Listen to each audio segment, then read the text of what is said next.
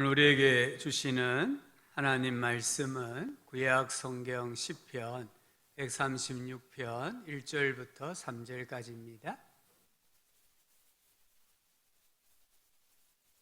시편 136편 1절부터 3절까지 말씀을 함께 읽도록 하겠습니다. 여호와께 감사하라. 그는 선하시며 그 인자하심이 영원하미로다. 신들 중에 뛰어난 하나님께 감사하라. 그 인자하심이 영원하미로다.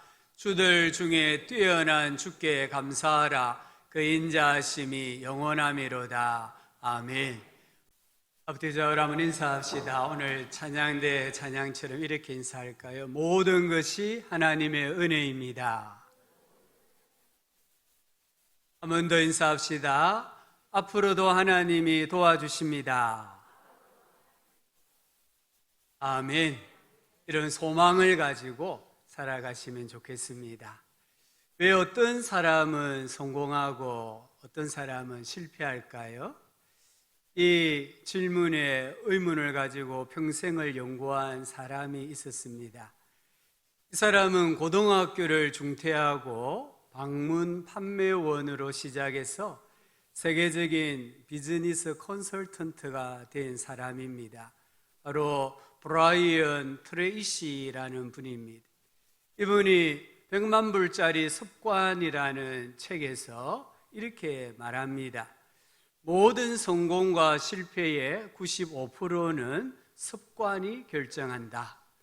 성공하는 사람은 성공하는 습관을, 실패하는 사람은 실패하는 습관을 가지고 있다. 누구도 선천적으로 더 훌륭하거나 뛰어나지 않다. 만약 누군가가 당신보다 더 훌륭하거나 뛰어나다면 성공하는 사고방식, 행동방식을 먼저 습관화했기 때문이다 라고 말합니다. 우리의 이 성공과 실패는 결국은 습관이 좌우한다는 것을 강조하고 있어요.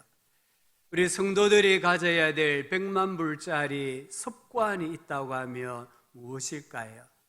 한번 따라 합시다. 감사합니다.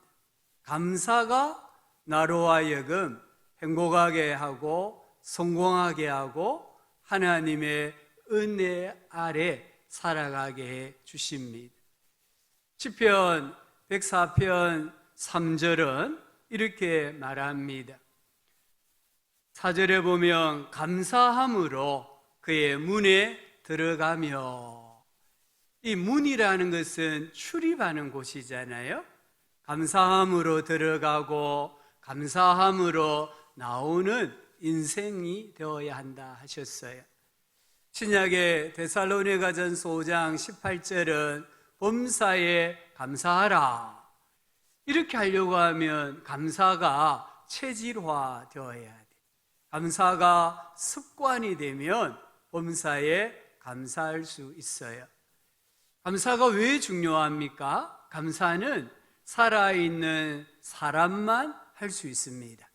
시편 6편 5절을 쉬운 말 성경으로 보면 어찌 무덤 속에서 주께 감사할 수 있겠습니까? 내가 죽어서 무덤에 들어가면 감사를 할 수 없다라고 하셨어요. 그래서 감사는 살아있는 사람이 할 수 있는 특권 중에 특권입니다.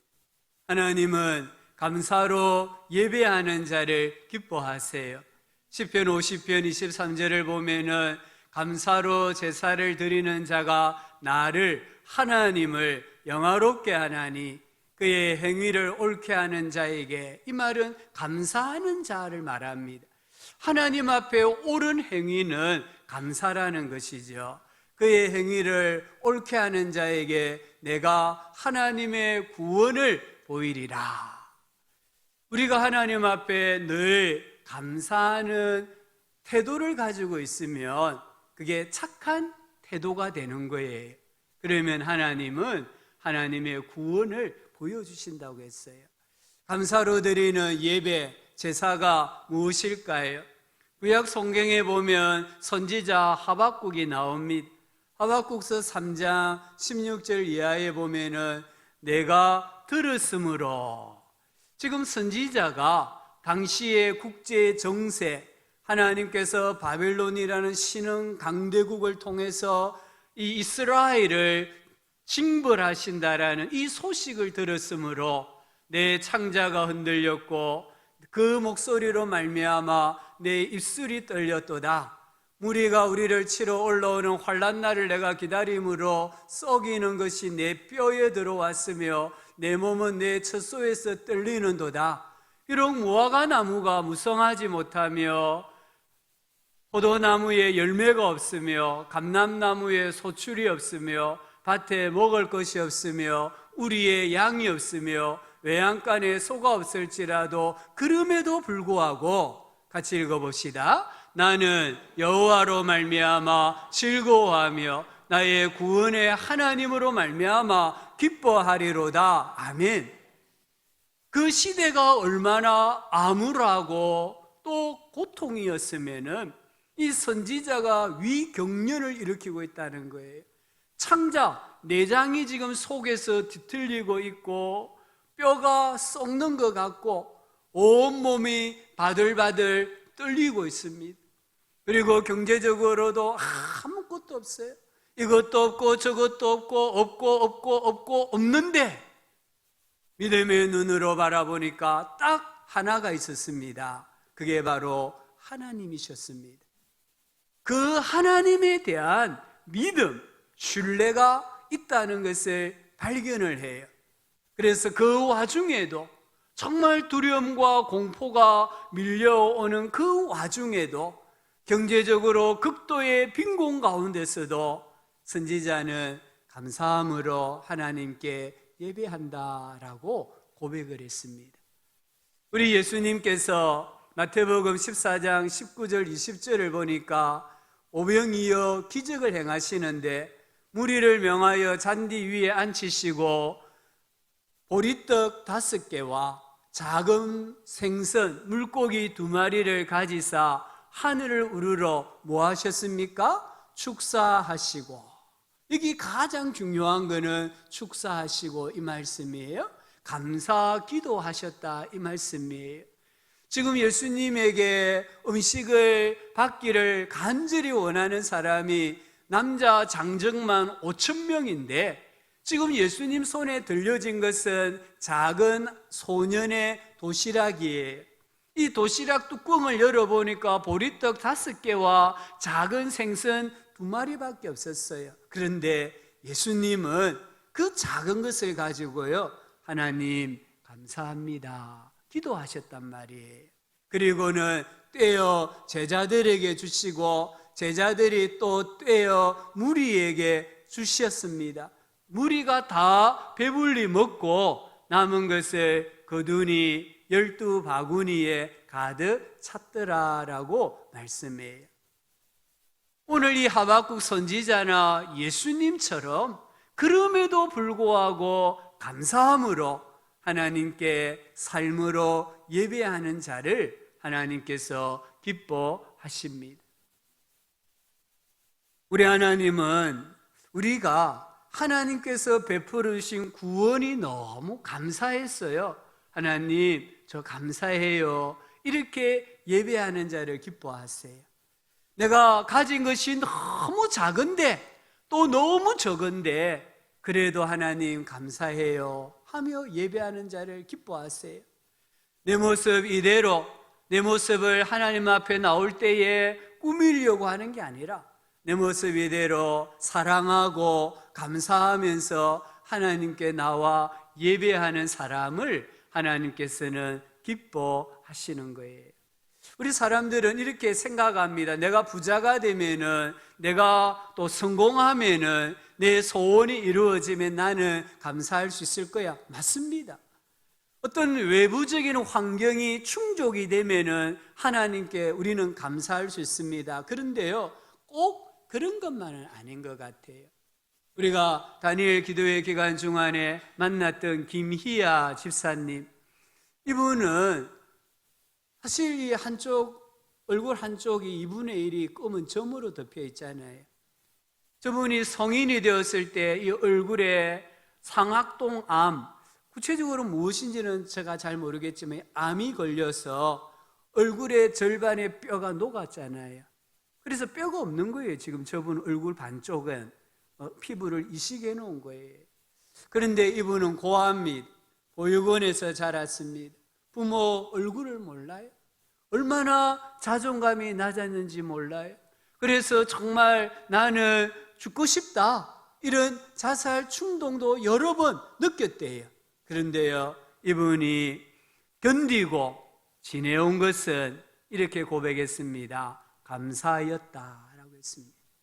하나님께 감사하기 시작하니까 우리 사람들이 보기에는 조금은 부족한 얼굴이지만, 조금은 참 내세울 것 없는 가정의 배경이지만 견디고 버틸 수 있더라는 거예요. 이분은 이렇게 고백했습니다. 삶의 힘은 감사입니다. 우리도 한번 고백합시다. 삶의 힘은 감사입니다. 아멘. 이분이 가장 힘들 때, 가장 아플 때에 그 고통을 감사로 표현을 했다고 합니다.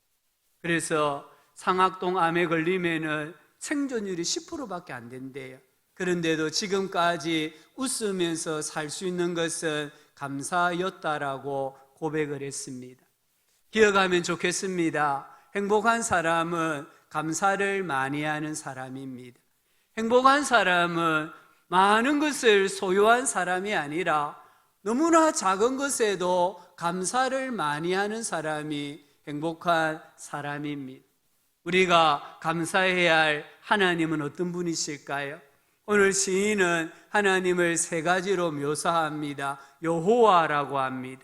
1절에 여호와께 감사하라. 이 여호와라는 하나님의 이름은 하나님께서 시내산에서 모세에게 직접 가르쳐 주신 이름이에요. 뜻은 자존자, 스스로 계시는 분이란 뜻입니다. 하나님을 여호와라고 할 때에는 하나님께서 당신의 백성에게 찾아오셔서 언약을 맺으시고 그 언약을 신실하게 이루어 가시는 하나님의 성품을 강조할 때 쓰는 하나님의 이름이에요. 또한 하나님을 가리켜서 하나님이라고 했습니다. 2절에 하나님께 감사하라. 여기 하나님은 히브리어로 엘로힘입니다. 이 엘로힘은 전능자 하나님, 창조주 하나님을 강조하는 단어예요. 또 뭐라고 했습니까? 주라고 했습니다. 3절에 주께 감사하라. 주 아도나이. 우리 하나님을 주라고 말할 때에는 이 천지 만물의 주인이십니다. 주권자입니다. 이런 의미가 들어 있습니다. 이처럼 우리 주 여호와 하나님은 26절을 보니까 하늘의 하나님이다 라고 했습니다. 우리 하나님은 이 우주 만물을 창조하시고 돌보시는 분이시기에 모든 피조물은 하나님을 찬양하고 경배하고 예배해야 한다라고 말합니다.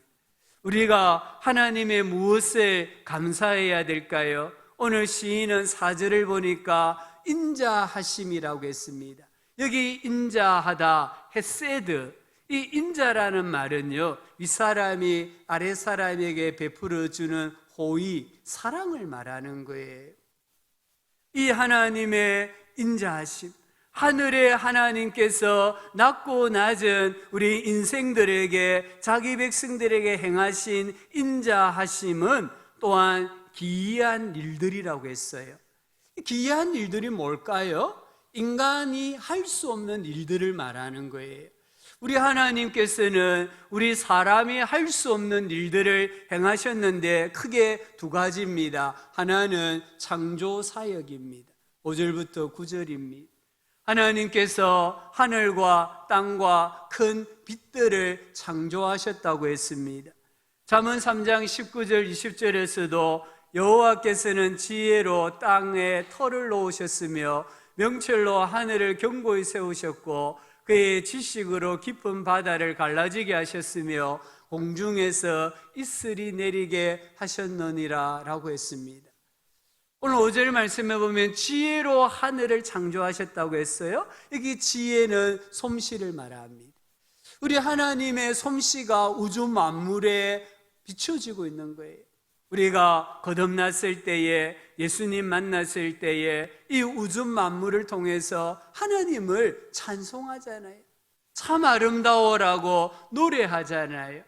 우리 하나님께서 이 천지를 솜씨로 창조하시고 우리는 그 천지 안에서 안심하고 살아갈 수 있게 해주셨어요. 하나님의 창조 사역은 먼 옛날 어느 시점에 일어났다가 종결된 사건이 아닙니다. 지금까지 그리고 앞으로도 영원토록 계속되는 사역입니다. 우리 하나님께서 말씀으로 세상을 창조하셨고요, 그 말씀의 능력으로 지금도 이 우주 만물을 붙들고 계신다라고 말씀했습니다. 하나님께서 해와 달과 별들을 창조하셨습니다. 밤낮과 계절의 순환을 만드셨습니다. 하늘의 새와 땅의 짐승과 바다의 온갖 물고기들을 창조하시고 그 모든 것들을 창조 이후로 지금까지 우리 인생에게 베풀어 주고 계시잖아요. 우리 하나님께서 이 모든 것을 공짜로 주셨습니다. 왜 그렇습니까? 우리 사람은요, 하늘의 새를 만들 수 없어요. 땅의 짐승과 바다의 큰 물고기와 작은 물고기를 만들 수가 없어요. 그래서 하나님께서 만드셔서 공짜로 우리 인생에게 선물로 주신 거예요. 이 하나님의 선물은 다함이 없습니다. 그래서 그의 인자하심은 영원함이로다 라고 고백합니다. 두 번째 행하신 기이한 일은 구원 사역입니다. 10절부터 22절까지 나옵니다.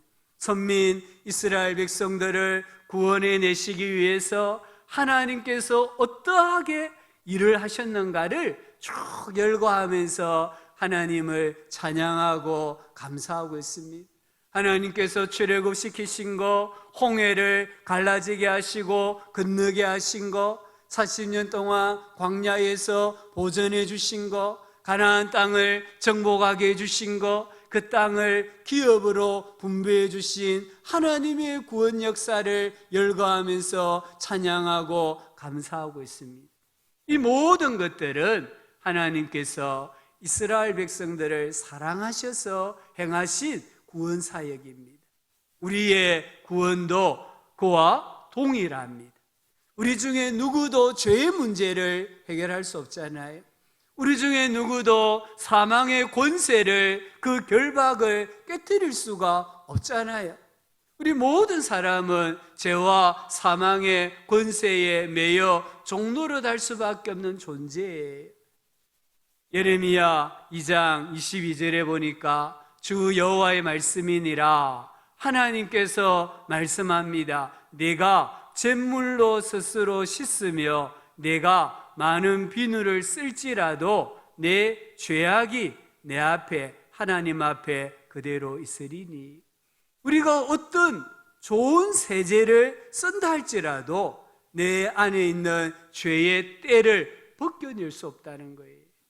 예레미야 13장 23절에 보면 구스인이 그의 피부를, 표범이 그의 반점을 변하게 할 수 있느냐? 할 수 있을진데 악에 익숙한 너희도 선을 행할 수 있으리라. 구스인, 흑인을 말합니다. 아프리카 사람들입니다. 이 아프리카 사람이 자기가 노력해서 피부를 백인으로 만들 수 있습니까? 없잖아요. 얼룩무늬가 있는 표범이 하얀 양과 같이 자기를 만들 수 있습니까? 없잖아요. 우리 사람이 자기 죄 문제를, 이 사망에 매여 있는 종의 신세를 우리 사람이 해결할 수 없다는 거예요. 그래서 하나님께서 독생자 예수 그리스도를 보내주셨고 그 예수님을 믿는 자마다 구원을 선물로 주신 거예요. 에베소서 2장 8절을 보면은 너희는 그 은혜에 의하여 믿음으로 말미암아 구원을 받았으니 이것은 너희에게서 난 것이 아니요 하나님의 선물이다. 우리가 받은 구원은 하나님의 선물입니다. 우리 하나님께서는 지금도 이 구원이란 선물을 천하 만민에게 주고 계십니다. 영적으로 애굽이 있고 바로 왕이 있고 홍해가 놓여 있고 애굽의 군대가 있다 할지라도 하나님께서는 자기를 찾는 자들에게, 하나님을 부르는 자들에게 구원의 선물을 지금도 주고 계신다는 것을 우리는 믿습니다. 그러므로 우리는 하나님께 감사할 수 있잖아요. 해를 주신 하나님께 감사할 수 있고요, 밤을 주신 하나님께 감사할 수 있고요, 구원의 은혜와 복을 주신 하나님께 감사할 수 있잖아요.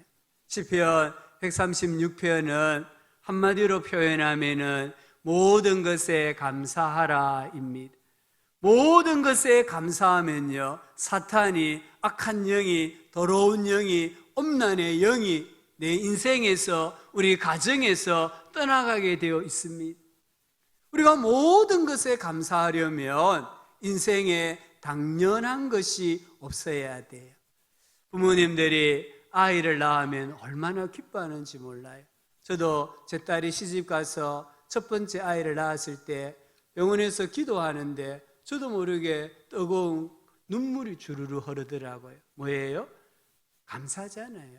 우리 아이들이 옹알이하고 잼잼 도리도리하고 엄마 부르고 뒤집기하고 기고 앉고 서고 걸을 때, 똥오줌 가릴 때, 한글 떼고 숫자 떼고 ABC 뗄 때 얼마나 신기합니까? 모든 게 신기하고 감사하고 또 감탄사 연발이잖아요. 온 동네 자랑거리잖아요. 그런데 이 아이가 커가면서 이런 신비가 사라지는 것 같아요. 감탄이 한탄이 되고요, 만족이 불만족과 온갖 불평으로 바뀝니다. 배우자도 그렇습니다.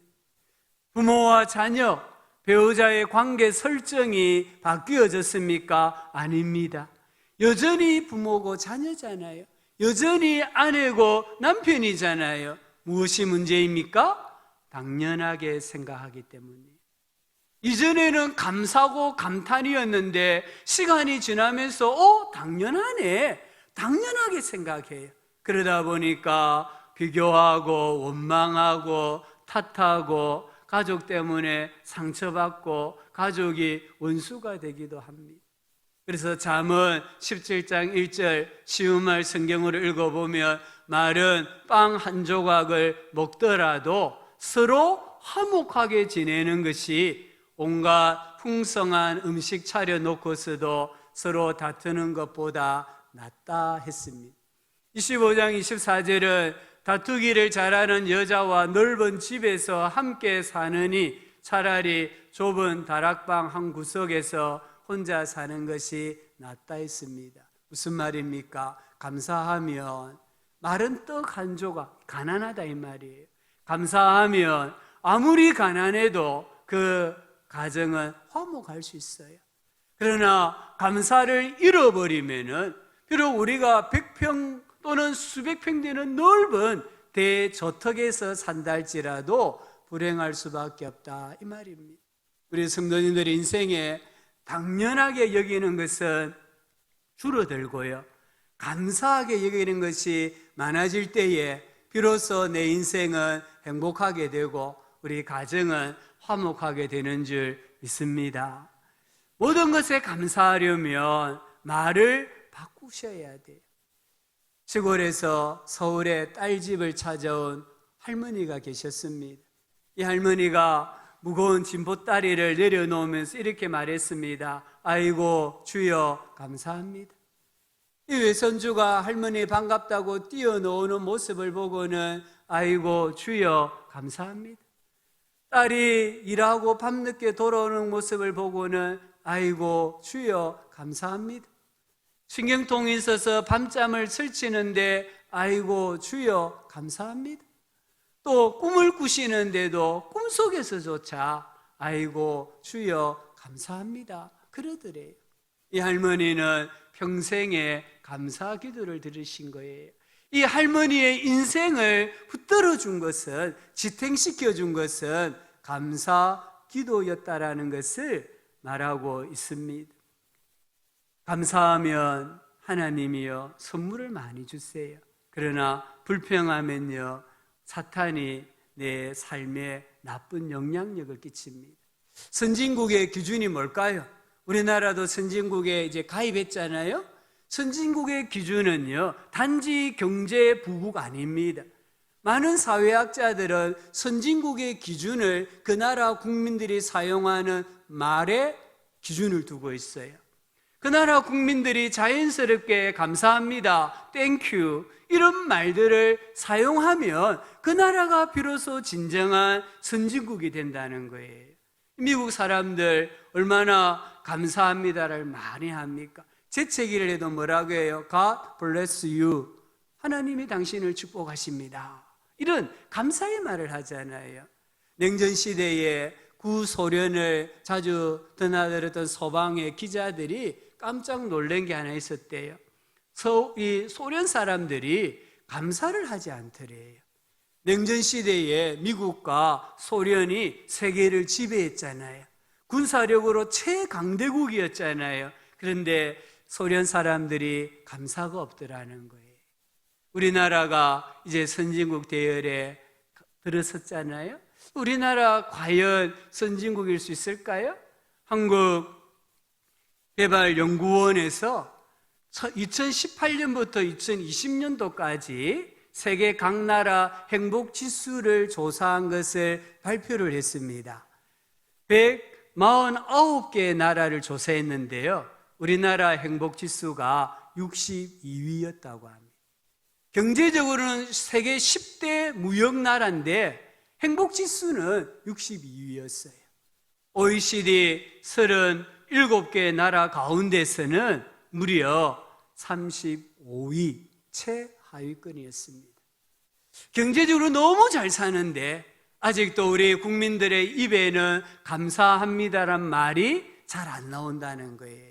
우리 국민들이 감사합니다란 말이 자연스럽게 나올 때에 진정한 선진국이 되는 거예요. 사도 바울은 예수님을 만난 사람은 말이 바뀐다고 했습니다. 감사하는 말로 바뀐다고 했습니다. 범사에 예수님의 이름으로 하나님 아버지께 감사한다고 했습니다. 말이 감사로 바뀌어야 선진국이 되는 것처럼 말이 감사로 바뀌어야 성숙한 신자가 된다는 것을 우리가 기억을 해야 합니다. 모든 것에 감사하려면요 살아있을 때 감사를 많이 하셔야 됩니다. 말씀드렸잖아요. 감사는 살아있는 사람만 할 수 있는 겁니다. 죽을 때 후회하는 25가지라는 책이 있습니다.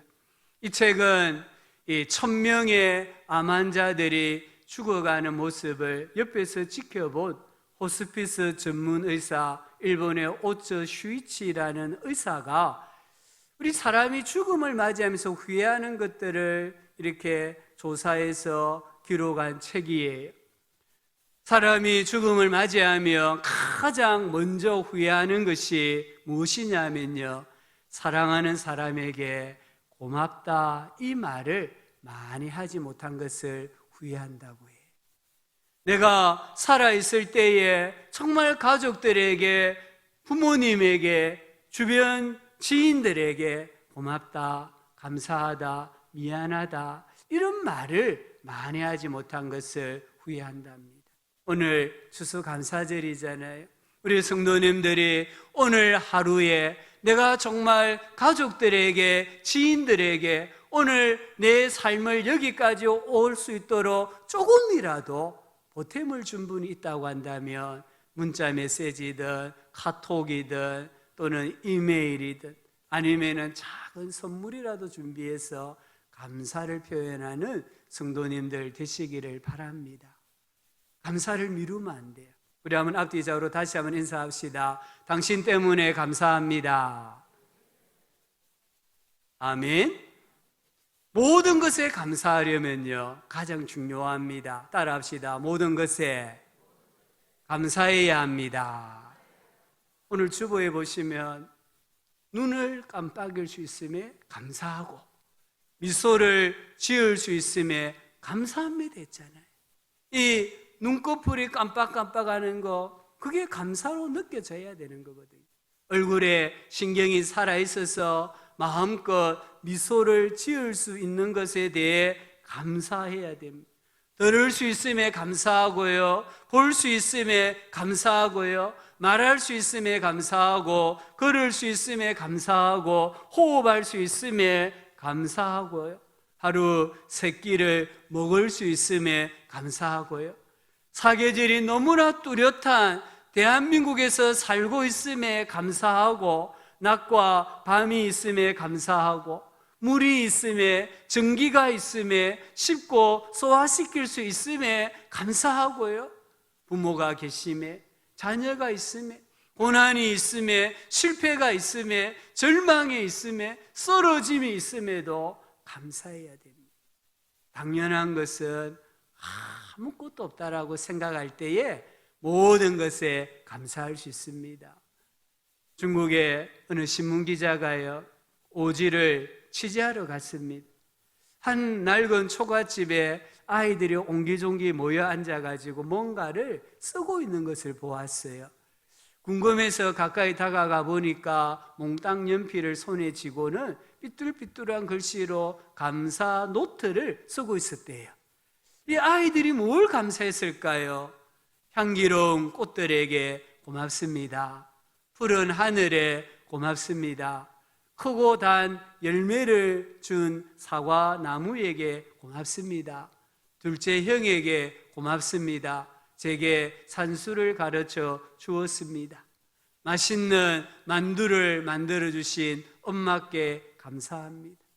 이런 감사 제목을 쓰는 이 아이들이 너무 행복해 보였어요. 그래서 이 기자가 그 순간 깨달았습니다. 행복은 감사할 줄 아는 마음에 있구나. 우리가 감사하는 마음이 있으면요, 행복한 삶을 살 수 있습니다. 예화입니다. 어떤 사람이 꿈을 꾸었습니다. 꿈에 천국에 갔는데 천국에 있는 많은 창고를 보았대요. 어떤 한 창고에 가니까 그 창고가 텅텅 비어 있었습니다. 물었습니다. 천사님, 왜 이 창고는 비어 있습니까? 천사가 말했습니다. 이 창고는 기도하는 사람에게 내려줄 보화가 가득했던 창고입니다. 하나님께서 사람들의 기도에 응답하시느라 보화가 가득한 창고가 텅 비게 되었습니다. 또 천국을 여행하는데 이번에는 검은 보화가 가득한 창고를 보았습니다. 물었습니다. 천사님, 이 창고에는 왜 보화가 가득 들어 있습니까? 천사가 설명합니다. 이 창고는 감사하는 사람들에게 줄 보화 창고입니다. 그런데 하나님께 감사드리는 사람이 너무 적어서 아직도 이렇게 보화가 쌓여 있습니다. 비록 예화지만 우리에게 많은 걸 가르쳐 줘요. 내가 기도는 열심히 하는데, 기도는 많이 하는데 혹시 감사가 부족하지 않는가? 천국에는 기도하여 받는 보화 창고가 있고 감사하여 받는 보화 창고가 있습니다. 기도와 감사가 적절하게 균형이 될 때에 우리는 두 보화 창고에 있는 보화를 하나님께로부터 받아 누릴 수가 있습니다. 성숙한 신앙의 표적은 감사합니다. 한 해를 돌아보면서 감사했으면 좋겠습니다. 위로는 하나님께 감사하는 교회와 성도가 되어야 합니다. 아래로는 배우자에게, 부모에게, 자녀에게 함께 1년 동안 신앙생활을 해준 성도님들에게 감사합시다. 옆으로는 자기 자신에게도 좀 감사했으면 좋겠어요. 이 1년이 얼마나 힘들고 어려웠습니까? 때로는 아팠고, 때로는 상심했고, 때로는 무기력했지만 여기까지 버텨주고 견뎌주고 지나온 자기 자신에게도 좀 격려하고 위로하고 수고했다라고 그렇게 감사를 했으면 좋겠어요. 그리고 하나님의 인자하심은 영원하다고 하셨잖아요. 이 하나님의 사랑, 하나님의 호의는 영원하기 때문에 미리 감사하면서 또 1년을 살아갔으면 좋겠습니다. 감사함으로 우리 영혼이 잘 되고 범사가 잘 되고 강건해지고 행복한 인생, 행복한 가정을 세워나가는 우리 교회 성도님들 되실 수 있기를 예수님의 이름으로 축복합니다. 감사합니다. 주님, 예배할 수 있게 해주신 것 감사합니다. 찬양대 또 이렇게 찬양하게 해주신 것 감사합니다. 오늘 또 나오지 못하시다가 나온 성도님들 감사합니다. 아버지 하나님, 감사가 습관이 되어서 성공하는 인생, 행복한 인생이 되게 하여 주옵소서. 예수님 이름으로 기도합니다. 아멘.